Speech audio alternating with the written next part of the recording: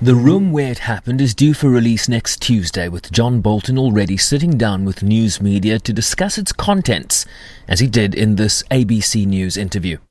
I don't think he's fit for office. I don't think he has the competence to carry out the job. There really isn't any guiding principle that I was able to discern other than what's good for Donald Trump's reelection. The White House claims the book is in violation of a non-disclosure agreement and compromises national security.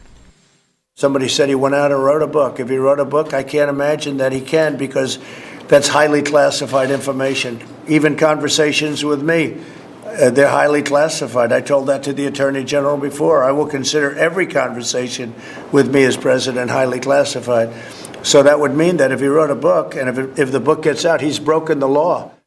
But the book has already been printed and distributed to various news media for review and reporting, and in which Bolton reveals, among others, that Trump didn't like sanctions on Russia, whom intelligence agencies and special counsel Robert Mueller concluded interfered in the 2016 election, that the president viewed Venezuela as part of the US, insisting on military options to oust President Nicolas Maduro, that he wanted the Attorney General to arrest CNN journalists for reporting on a sensitive meeting on Afghanistan at one of his private properties, or that Trump asked China's president to buy American agricultural products to boost his re-election prospects, prompting this response from Beijing. China always follows the principle of non-interference in other countries' internal affairs. We have no intention to, nor will we interfere with the U.S. internal affairs and the U.S. elections.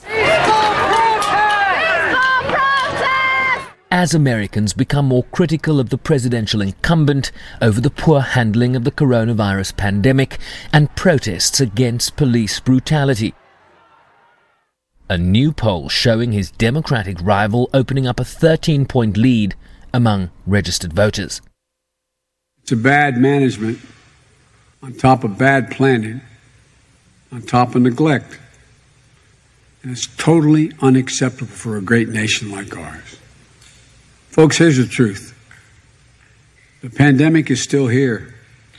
It's going to be here for the foreseeable future until we get it under control or until we have safe and proven, widely available vaccine. COVID-19 is a fact of nature. We have to deal with this virus and everything that comes with it. We have to deal with it head on, honestly. Tell the people the truth. But it's not rocket science, it's common sense. It's straightforward. And that's why this is perhaps the greatest indictment of Donald Trump's complete, compelling lack of leadership.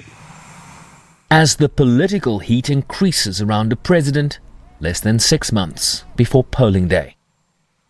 Trump supporters will argue that he was once counted out and turned the tables on everyone in the 2016 election, and they'd be right.